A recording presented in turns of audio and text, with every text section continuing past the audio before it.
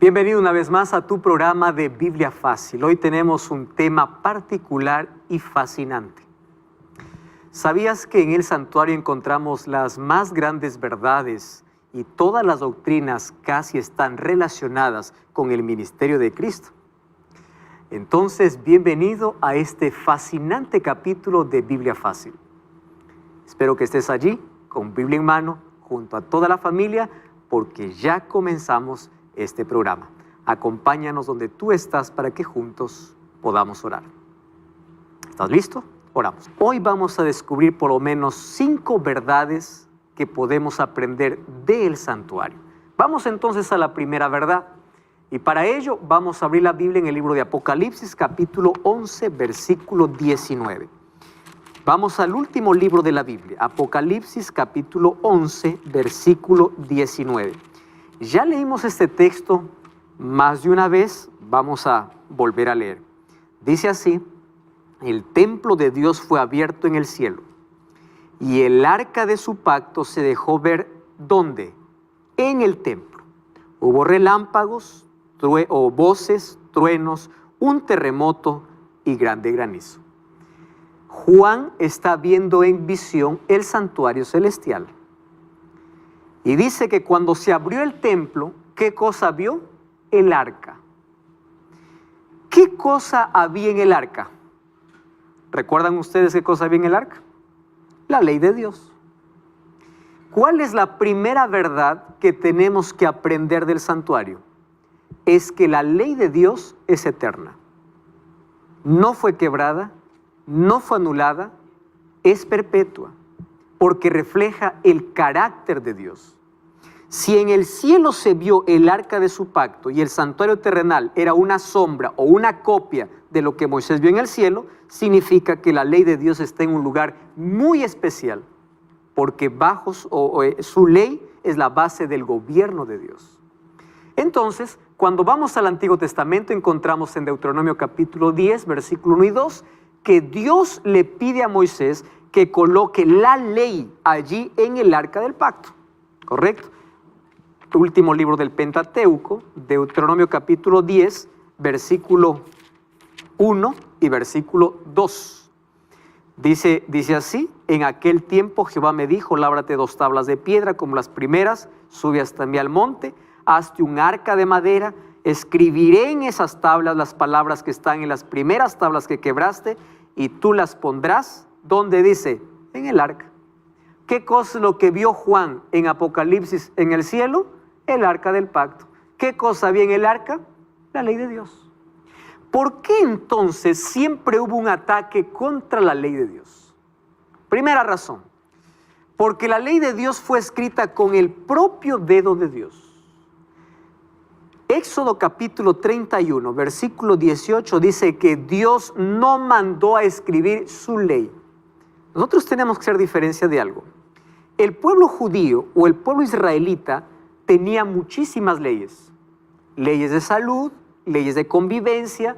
El libro de Levítico tenemos muchas leyes, pero la ley que fue escrita con el dedo de Dios, Dios no le dijo que Moisés escribiese. Él mismo las escribió. Y lo que Dios escribe con su propio dedo es eterno, porque Él los hace, Él los escribe. No puede de alguna manera cambiarse. Ahora, ¿por qué entonces tanta pelea? Incluso algunos discuten por este asunto en algunas denominaciones religiosas. Varios predicadores salen diciendo, no necesitamos de ley, la ley fue anulada, etc.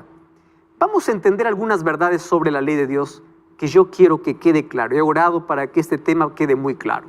Número 1, amigos, la ley de Dios no surgió en el Sinaí.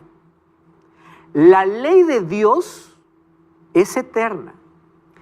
Por ejemplo, Adán y Eva ya conocían la ley de Dios.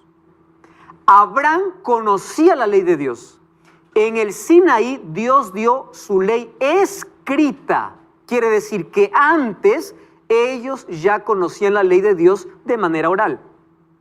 Pero lo que yo diga no tiene valor a menos que la Biblia no lo sustente. Abran su Biblia. Vamos al libro de Génesis capítulo 26, versículo 15. Mírenme, Génesis capítulo 26, versículo 15. Muy bien, vamos a leer entonces Génesis capítulo 26, versículo 5.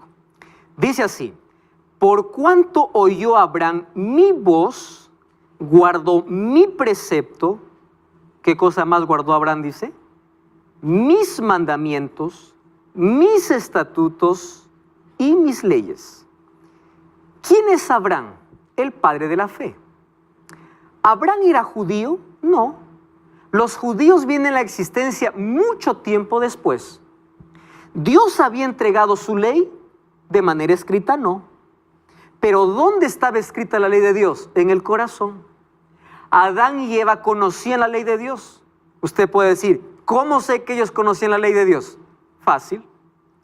Cuando Caín mata a Abel y Dios le pregunta, ¿dónde está tu hermano?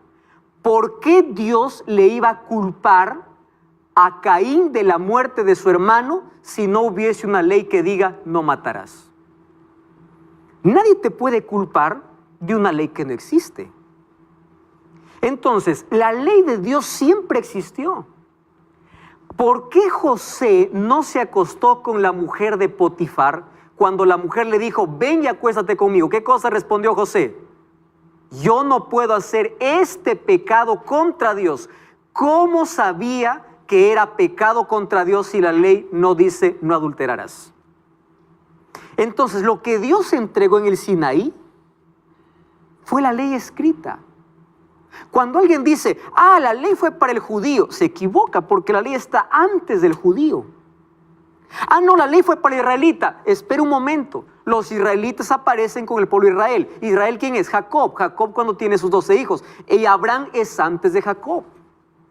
Entonces, en los ejemplos que hoy he mostrado, está de que la ley de Dios ya estaba presente en el corazón y ellos conocían la ley. Solo que cuando el pueblo entró en la esclavitud de Egipto, en la esclavitud ellos olvidaron su ley. Y es por eso que Dios hace un pacto con ellos y en ese pacto, ¿qué cosa escribe? Su ley. La ley que ellos ya conocían, pero que con el tiempo ellos habían olvidado. Otro asunto, la función de la ley nunca es salvar. Todos somos salvos por la gracia de Dios. La ley tiene un objetivo. Primer objetivo, mostrar el pecado. Y una vez que te muestre el pecado, llevarte a Cristo. Vamos a Gálatas. Gálatas capítulo 3, versículo 20. Presten atención lo que dice la Biblia. Gálatas capítulo 3, versículo 24. Dice así: de manera que la ley ha sido nuestro guía para llevarnos a Cristo, a fin de que fuéramos justificados por la fe. Pregunto, ¿la ley nos justifica? No. ¿Qué cosa dice? La ley ha sido nuestro guía. En otras versiones dice ha sido nuestro ayo. ¿Quién es un ayo? Aquel que tomaba de la mano a un niño y lo llevaba al maestro. ¿La ley puede salvar? No. Vamos a Romanos capítulo 3, versículo 20. Romanos capítulo 3, versículo 20. Dice así: por las obras de la ley ningún ser humano será justificado delante de él, ya que por medio de la ley es el conocimiento de pecado. Es decir, sin ley no hay pecado. ¿Correcto?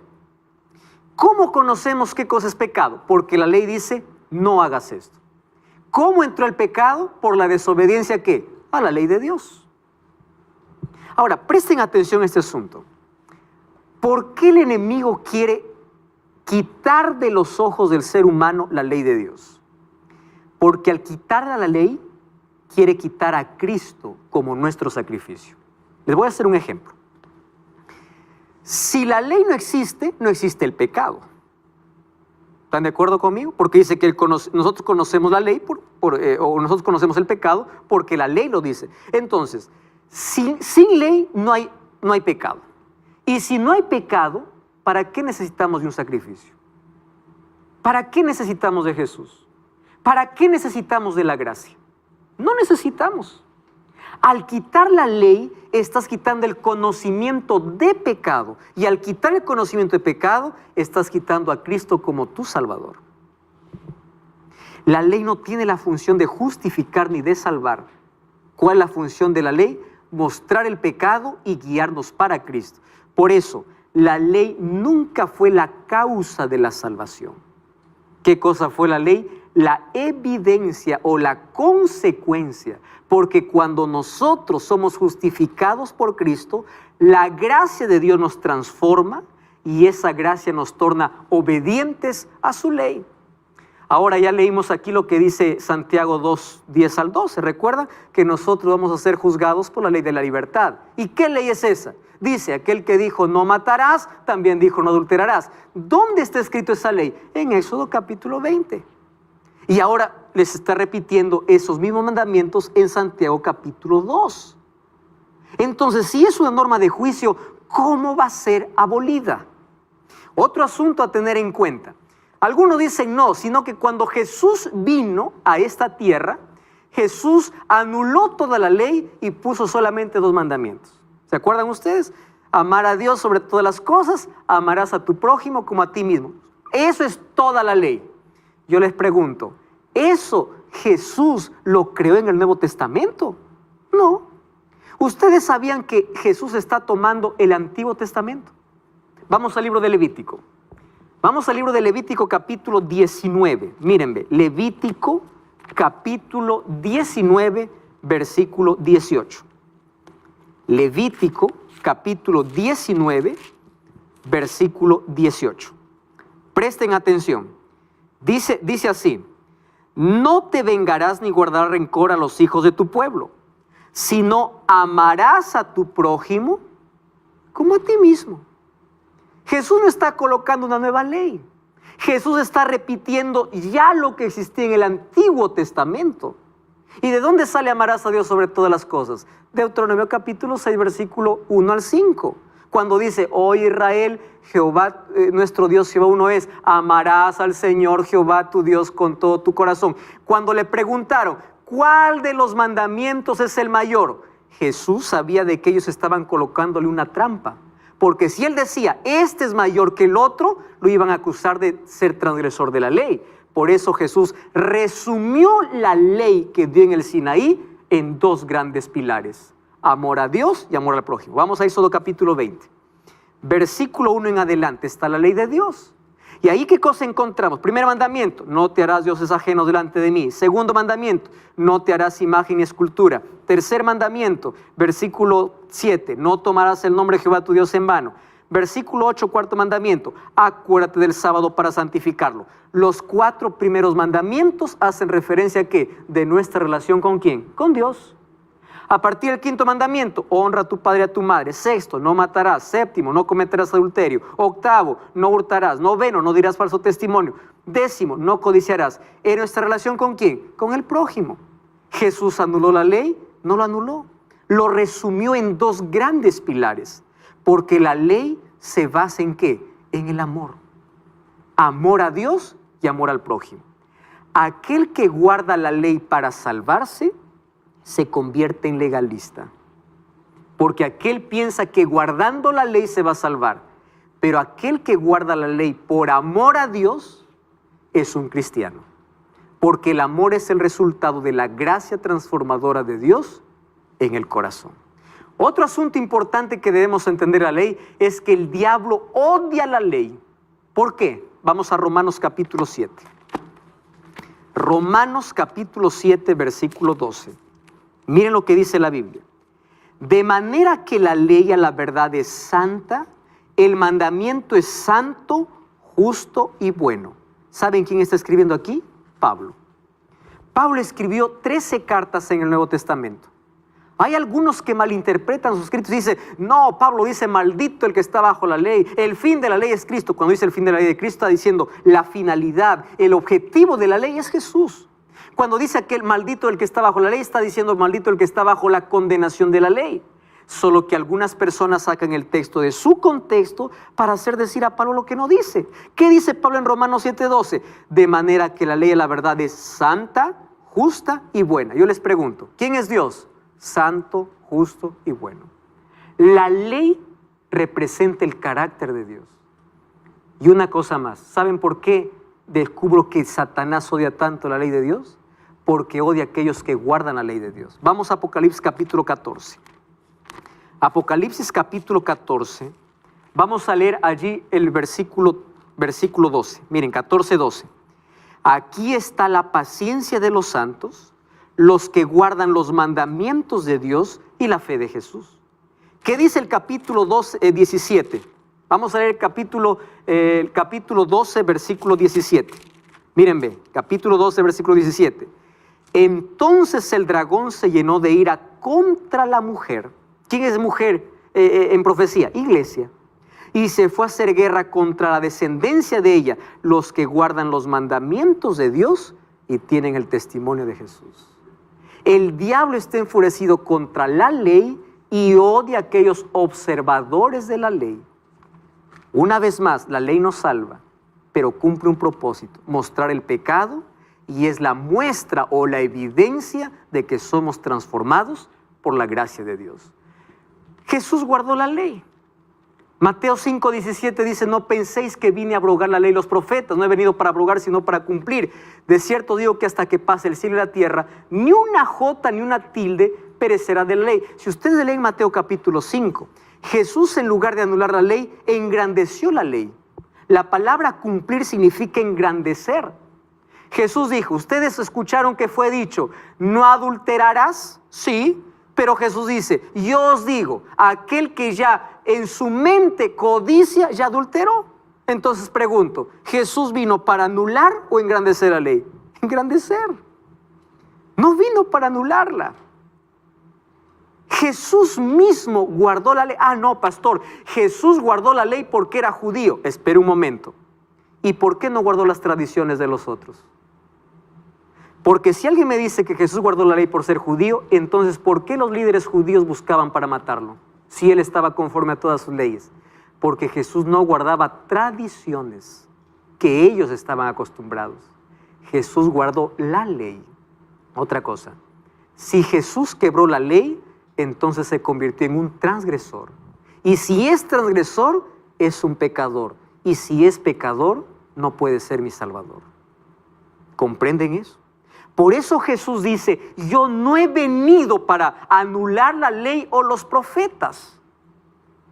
¿Qué tipo de ley fue anulada en la cruz? ¿Recuerdan?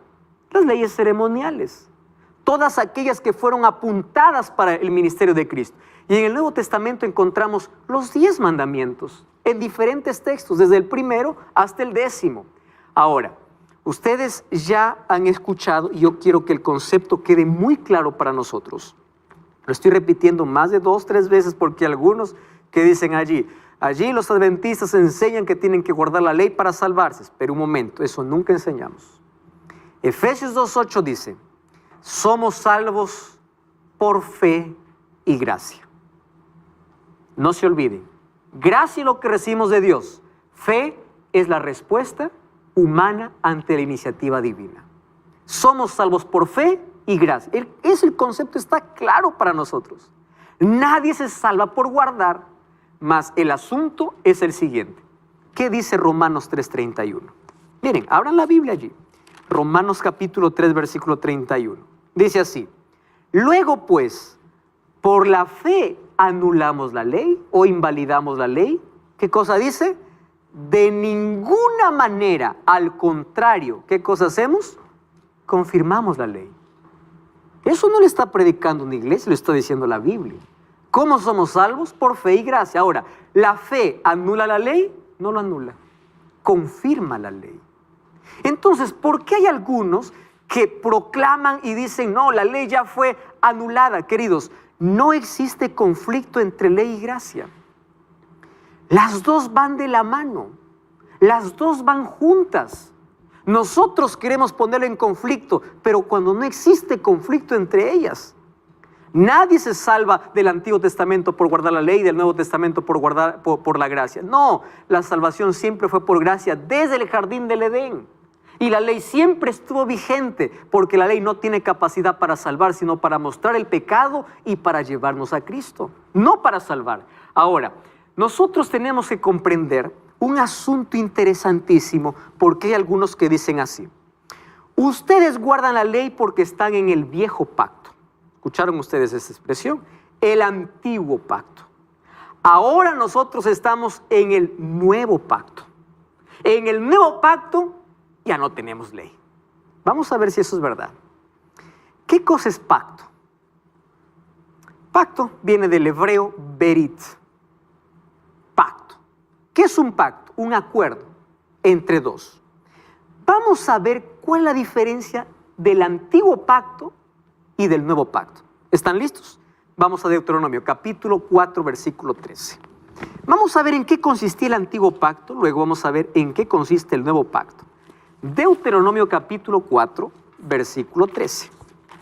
Deuteronomio 4, 13. Dice así: y él os anunció su pacto, el cual os mandó poner por obra. ¿Cuál es su pacto? ¿Qué cosa dice? Los 10 mandamientos, no dice 9. ¿Cuántos son? Los 10 mandamientos, y los escribió en 2 tablas de piedra. Este es el pacto que Dios hizo ¿con quién? Con Israel, mediante su ley. Recuerden que la ley fue escrita en el Sinaí, pero ya existía desde antes. Este es el antiguo pacto. Vamos a ver cómo se realizó este pacto. Vamos entonces al libro de Éxodo, capítulo 24. Ahí vemos cómo sellaron ese pacto. Éxodo, capítulo 24. Vamos a leer del versículo 3. Versículo 4, desde el versículo 3. Dice así: Moisés fue y le contó al pueblo todas las palabras de Jehová y todas las leyes, y todo el pueblo respondió a una voz. ¿Qué cosa respondió? Cumpliremos todas las cosas que Jehová ha dicho. Muy bien, vamos a leer el versículo 6. Tomó la mitad de la sangre, lo puso en tazones, la esparció la otra mitad de la sangre sobre el altar. Después tomó el libro del pacto y lo leyó a los oídos del pueblo. Y ellos, ¿qué cosa dijeron? Obedeceremos y haremos todas las cosas que Dios ha dicho. ¿Qué cosas están haciendo? Un acuerdo. Dios dice: doy mi ley. Ellos, ¿qué cosa dijeron? Obedeceremos. Eso es el pacto antiguo. Y además, para sellar ese pacto, ¿qué cosa hubo? Sacrificios. ¿Quién fue el intermediario en el pacto? Moisés. Eso fue el pacto antiguo. Ah, no, pero ahora estamos en un nuevo pacto. Vamos a ver cuál es el nuevo pacto. Vamos al libro de Jeremías. ¿Está bien? Jeremías, capítulo 31. ¿Por qué era necesario hacer un nuevo pacto? Porque Israel quebró el pacto antiguo. En lugar de obedecer los mandamientos, fueron tras la apostasía. Miren el capítulo 31, versículo 31 al 33. Dice así, Jeremías 31, 31 al 33. Vienen días, dice Jehová, en los cuales haré, ¿qué cosa? Un nuevo pacto con la casa de Israel y con la casa de Judá. No como el pacto que hice con sus padres en el día que tomé de su mano para sacarlo de la tierra de Egipto, porque ellos quebraron mi pacto, aunque yo fui marido para ellos, dice Jehová. Este es el pacto que haré con la casa de Israel después de aquellos días, dice Jehová. ¿En qué consiste el nuevo pacto? Pondré mi ley, ¿dónde? En su mente, y las escribiré, ¿dónde? En su corazón. Yo seré su Dios y ellos serán mi pueblo. Pregunto, ¿en qué consiste el nuevo pacto? ¿En anular la ley? No, en cambiarla de lugar. Si antes estaba en piedra, ¿ahora dónde estaría? En el corazón. Ah, no, pastor, pero eso dice el Antiguo Testamento. Yo quiero leer esto en el Nuevo Testamento. Vamos al Nuevo. Vamos al libro de Hebreos. Hebreos capítulo 8. Miren lo que dice Hebreos. Capítulo 8, versículo 6. Hebreos 8, 6. Dice así, miren lo que dice, versículo 6. Pero ahora, tanto mejor ministerio es el suyo, cuanto es mediador de un mejor pacto. Está hablando del nuevo pacto, establecido sobre mejores promesas. Versículo 7. Si aquel primer pacto hubiera sido sin defecto, ciertamente no se habría procurado o no habría lugar para el segundo pacto. Versículo 8. Pues reprendiéndoles dice: vienen días, dice el Señor, en que estableceré con la casa de Israel y la casa de Judá un nuevo pacto. No como el pacto que hice con sus padres el día que los tomé de la mano para sacarlos de la tierra de Egipto, cuando ellos no permanecieron en mi pacto. Por lo cual, el versículo 10 dice: este es el pacto que haré después de aquellos días. Pondré mis leyes, ¿dónde? En la mente y en su corazón. ¿Qué texto se está refiriendo? al de Isaías capítulo 31 o de Jeremías capítulo 31. Entonces, el nuevo pacto no anula la ley. El nuevo pacto nos torna obedientes naturales a la ley de Dios. ¿Y por qué dice mejores sacrificios? Claro, en el primer pacto, ¿qué sacrificios hicieron? De animales. En el segundo pacto, ¿cuál es el sacrificio? El de Cristo. En el primer pacto, ¿quién era el mediador? Moisés. En el segundo pacto, ¿quién es el mediador? Cristo. Por eso en este segundo pacto hay mejores promesas, mejor sacrificio y es mucho mejor. Porque si el antiguo pacto, la ley estaba escrito en piedra, en el nuevo pacto, ¿dónde estaría escrito? En el corazón. No anula la ley de Dios. Entonces, ¿de dónde nació la idea de que ahora estamos bajo la gracia, en el nuevo pacto, por eso somos libres de la ley? Nunca hubo conflicto entre la ley y la gracia, porque el amor y la justicia de Dios siempre estuvieron juntos.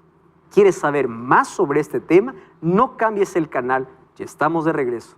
Esto es Biblia Fácil. Estamos de regreso, esto es Biblia Fácil. Ya sabes que puedes solicitar totalmente gratis el DVD Santuario, El Camino de Dios.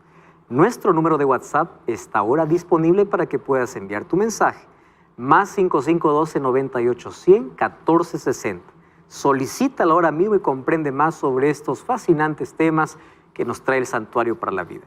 Estamos viendo grandes verdades que nos enseña el santuario. La primera es que la ley de Dios sigue vigente, porque si la ley estaba en el lugar santísimo, en el arca del pacto, Juan vio en el cielo el arca del pacto, una vez más allí.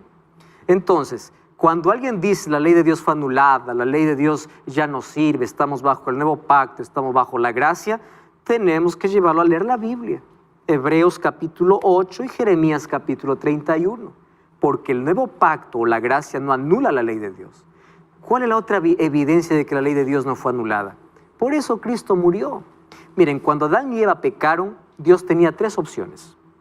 Primera opción, dejar que Adán y Eva mueran por consecuencia de su pecado. Segunda opción, anular su ley. Porque si él anulaba su ley, la condenación ya no tenía vigencia. Cambiaba la ley y se acabó el asunto, se solucionó el problema. Pero él no cambió su ley.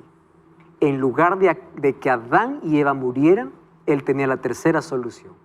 Ponerse en el lugar de ellos para pagar lo que la ley condenaba. Entonces, si Dios no pudo cambiar su ley en el jardín del Edén, ¿cómo lo va a cambiar después? Su ley es eterna. Ahora, cuando hablamos acerca de la ley de Dios, hay un texto que me gusta. Dice, el santuario contiene el arca la ley el cuarto mandamiento y el mandamiento el sábado. Porque de toda la ley, la lucha no es en sí contra toda la ley, especialmente con un mandamiento que es el sábado. Para cambiar la ley de Dios, el hombre debería ascender al cielo, destronar a Dios, pasar por la guardia de ángeles, hacia el templo sagrado, arrancar del propiciatorio el arca y con su pretendido dedo cambiar la escritura de las tablas indestructibles. Si el ser humano quiere cambiar la ley, tiene que hacer todo eso, porque Dios nunca cambió su ley. Ahora, ¿por qué hay una lucha tremenda en contra del sábado? Miren, de los 10 mandamientos, el único mandamiento que comienza con acuérdate es el cuarto. ¿Por qué? Porque sería el único mandamiento que los cristianos iban a abandonar. Ustedes saben que todo el mundo cristiano obedece la ley, aunque digan, no, la ley no existe, obedece. Porque si él no obedece la ley, entonces para él no es pecado matar, robar. Entonces Cristo murió, la ley fue anulada, ¿hay que matar, hay que robar? No, eso es pecado. ¿Cómo sabes que es pecado? Entonces la ley sigue vigente. El problema no es contra toda la ley, sino con un punto de la ley. Exactamente el sábado. El único mandamiento al cual Dios dijo, acuérdate. Y miren, escuchen con atención, porque esto es un asunto tremendo. El sábado es el único mandamiento que coloca al ser humano en su debido lugar, como criatura creador. ¿Por qué Dios dice para guardar el sábado? Aquí no estamos defendiendo un día, porque el día no salva, quien salva es Cristo. Estamos hablando sobre la observancia completa de la ley de Dios. ¿Recuerdan Apocalipsis 14 cuando dijo adorad a Dios aquel que hizo los cielos y la tierra? ¿Sabe de dónde estaba sacando ese mandamiento? De Éxodo capítulo 20. Adorad en el sábado, ¿por qué? Porque Él hizo el cielo, la tierra, el mar y la fuente de las aguas, haciendo referencia al cuarto mandamiento. Ahora, ¿Qué sucede? Marcos 2, 27 y 28 dice, Jesús les dice, el día de reposo fue hecho por causa del hombre y no el hombre por causa del día de reposo. Ahora, ¿para quién fue hecho el sábado? Para el hombre. Hay algunos que dicen, no, todos los días son iguales, pastor. Yo puedo adorar todos los días, y es verdad. Tenemos que adorar los 7 días de la semana, las 24 horas del día. Pero hay un día al cual Dios lo separó y llamó santo. Génesis capítulo 2, versículo 1 al 3 dice, Dios bendijo, Dios reposó y Dios santificó. No hizo eso ni con el primero, ni con el segundo, ni con el quinto, ni con el sexto. ¿Con cuál hizo? Con el séptimo. Vamos a Isaías capítulo 58. Miren Isaías capítulo 58, versículo 13. Miren lo que dice la Biblia. Si retraes del sábado tu pie de hacer tu voluntad en mi día santo, dice Jehová. Es el único día al cual Dios lo llama mi día santo. ¿Por qué? Porque Él lo santificó. ¿Comprenden? Eso es lo que está diciendo la Biblia, mi día. Y ahora Jesús dice, el sábado fue hecho por causa del hombre, no el hombre por causa del sábado. Dios no estaba cansado, Dios separó ese día y lo santificó. ¿Y cuándo lo separó? En el jardín del Edén. Ah, no, pastor, el sábado fue hecho para el judío. ¿Qué judío había en el jardín del Edén? Los judíos vienen a la existencia muchos siglos después. En el Edén no había judío. Hombre significa humanidad. Dios separó ese día para el ser humano y lo colocó en su ley. Ahora, ¿cuál es la disputa? Ah, no, es que cuando Jesús vino, Él rompió el sábado. ¿Quién te dijo eso? Resulta que cuando los judíos fueron llevados como cautivos a Babilonia, ellos se dieron cuenta que estaban allí por desobedecer la ley de Dios. Y por eso ellos crearon otras leyes encima de la ley de Dios para guardar el mandamiento. Leyes ridículas. Por ejemplo, quien camina más de 1000 pasos en sábado, comete pecado. Quien escupe a la tierra en sábado, comete pecado porque está regando la tierra. Eso no era el mandamiento de Dios. Y ellos hicieron de la ley de Dios una carga pesada. Por eso Jesús discutía con los líderes, no por la observancia del sábado, sino por cómo tenían que guardarlo. Porque aquí el asunto en discusión no está si guardar o no guardar, sino está en qué hacer y qué no hacer. Eso era la discusión. Por eso que cuando Jesús hacía un milagro decía, ¿acaso no es lícito hacer el bien el día de reposo? Claro, porque el sábado nunca fue hecho para ser una carga, sino para ser una bendición, donde uno se relaciona con Dios y con el prójimo. Pero los judíos hicieron del sábado una carga tan pesada que Jesús vino y discutió con ellos sobre eso, porque ellos habían puesto una carga tan pesada. Ustedes sabían que allí en los libros, en la Mishnah y los libros judíos que tenían, hay por lo menos 613 leyes que colocaron encima de la ley de Dios. Eso es lo que Jesús vino a cambiar, para que la ley de Dios pueda quedar la manera como Él lo dio. Lucas 4:16 dice que Jesús tenía la costumbre de ir a la sinagoga en el día de reposo. La palabra reposo aparece con un asterisco. Al final dice aquí equivale a sábado. Miren, pastor, pero eso fue antes de la crucifixión. El apóstol Pablo en Hechos capítulo 17 versículo 12 dice, Pablo como acostumbraba fue a ellos por 3 días de sábado y discutió con ellos. El apóstol Pablo, recuerden que él se convierte al cristianismo 3 años y medio después que Jesús murió, que Jesús resucitó. Y la costumbre, ¿qué costumbre? Es un hábito. Jesús tenía el hábito de guardar el sábado.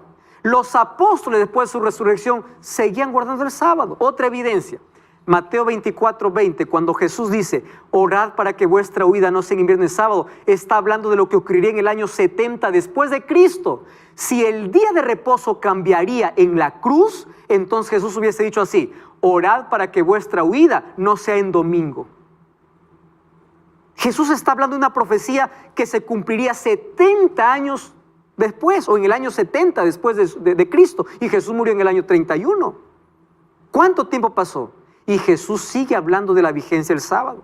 Ustedes saben que las mujeres, María y todas ellas, dice que fueron y guardaron el sábado conforme al mandamiento. Ahora, el sábado entonces está vigente como está vigente la ley de Dios. No fue hecho para el judío, fue hecho para el cristiano.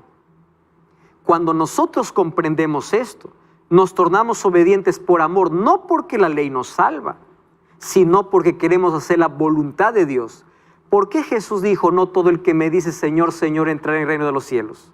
Muchos dirán, en tu nombre hicimos milagros, en tu nombre esto, en tu nombre lo otro. Yo les diré, no los conozco. ¿Por qué? Porque no hicieron la voluntad del Padre. ¿Qué es hacer la voluntad de Dios? Observar su palabra, guardar su ley. Entonces, aunque no nos salva, es la evidencia de nuestro relacionamiento con Dios. Otra verdad que nos enseña el santuario es el ministerio sumo sacerdotal de Cristo. Ya vimos el recorrido que Jesús hizo desde el campamento al atrio, su intercesión, y Juan ve una vez más a Cristo en Apocalipsis 1, 12 y 13, que caminaba, dice, entre los 7 candelabros de oro. ¿Qué significaba eso? Que el ministerio de Cristo está visto ¿dónde? Dentro del santuario. Otra verdad que comprendemos en el santuario es sobre la segunda venida de Cristo. ¿Por qué? Porque esto representa el momento cuando el sumo sacerdote salía para poder bendecir a todo el pueblo. Eso representa la venida de Cristo a la tierra. Ahora, ¿cuál es el asunto sobre la venida de Cristo? Hay algunos que piensan que Cristo vendrá en secreto para robar a su pueblo. El libro de Mateo 24, 27 y Apocalipsis 1, 7 y Hechos 1, 11 dice así: como el relámpago que sale del oriente y se muestra al occidente, así será la venida del Hijo del Hombre. Hechos o Apocalipsis 1, 7 dice: he aquí vienen las nubes y todo ojo lo verá. Todo ojo lo verá. Hechos 1, 11, ¿qué cosa dice? Varones galileos, ¿por qué miran al cielo? Este mismo Jesús que ha sido tomado entre vosotros, así volverá como lo habéis visto ir. Jesús no fue en secreto. Jesús fue a la vista de todos. Dice, así volverá. ¿De dónde nace la idea entonces? No, Dios vendrá a robar a su pueblo. De 2 textos sacados fuera de su contexto. Mateo 24 dice, 2 estarán en el campo, una será tomada y otra será dejada. Si nosotros tomamos ese texto de manera literal, significa que el 50% de la humanidad se salva y el 50% se pierde. ¿Por qué? Porque de 2, uno se va y uno se queda. Eso no es lo que está enseñando Jesús. ¿Qué está enseñando Jesús? Que aunque todos estén juntos, no todos están preparados. Ah, no, pastor, pero Jesús dice que vendrá como ladrón en la noche. ¿Qué significa como ladrón en la noche? El ladrón no avisa cuando va a robar. ¿Qué está hablando Jesús? Estén preparados porque la venida de Cristo será sorpresiva para muchos. No está diciendo que va a robar a su pueblo. La venida de Jesús será gloriosa, será con todos los ángeles, como dice Mateo capítulo 24, será visible, será audible. Recuerden el texto que leímos que con trompetas, con voz de trompeta vendrá y los muertos en Cristo resucitarán. Entonces no hay nada de secreto en eso. Cuando dice que Cristo va a venir a robar a su pueblo, son textos sacados de su contexto, porque la venida de Cristo será visible, audible, gloriosa, personal. Eso es la venida de Cristo. Otra cosa, otra verdad que nos enseña el santuario es el estado inconsciente de los muertos. Les voy a explicar cómo nos enseña esto el santuario. Miren, ven. Hay personas que por allí, en lugar de estudiar Biblia es teología, el estudio acerca de Dios, se confunden con la filosofía. La teología y la filosofía es muy diferente. ¿Qué cosa dice la Biblia? Cuando uno muere, va a la sepultura y murió. No hay nada que sale de su cuerpo. La primera mentira del diablo, ¿cuál fue? No morirás. La palabra no morirás que el diablo dijo a Adán y Eva todavía se conserva hoy, incluso con la filosofía. ¿Qué cosa decía Platón? Platón decía, cuando uno muere, algo sale del cuerpo, porque el alma es prisionera del cuerpo. Y el alma va deambulando y va a algún lugar. Incluso en las iglesias se proclama, el alma está mirando, el alma está en el paraíso, el alma aquí. Eso no es Biblia, eso es platonismo, eso es filosofía griega. ¿Qué cosa nos enseña la Biblia? Cuando uno muere entra en un estado de inconsciencia. ¿Por qué? Porque si algo sale del cuerpo, quiere decir que él no murió, está todavía vivo. Y si está todavía vivo, ¿qué juicio va a haber contra él? Todavía puede tomar decisiones, todavía puede estar en un lugar, todavía puede visitar a otro lugar. Entonces, echamos por tierra toda la verdad del santuario. Miren, Lázaro murió. Y cuando Lázaro murió, Jesús fue para poder consolar y también para poder resucitar a Lázaro. Vamos a Juan capítulo 11. Miren lo que Jesús habla acerca del estado de los muertos. Juan capítulo 11. Allí Jesús le dice a Marta, tu hermano va a resucitar. ¿Correcto?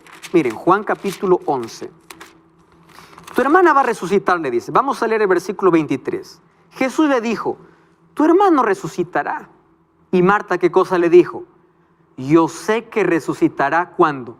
En la resurrección, en el día final. Quiere decir que cuando uno muere, no va a ningún lugar. Porque si todos los muertos están en el cielo o en el paraíso, ¿para qué va a venir Jesús? ¿Para qué va a haber resurrección cuando Él venga? No tiene sentido. La resurrección tiene sentido cuando el muerto va a la sepultura y el cuerpo se vuelve polvo, como dice Eclesiastés 12:7.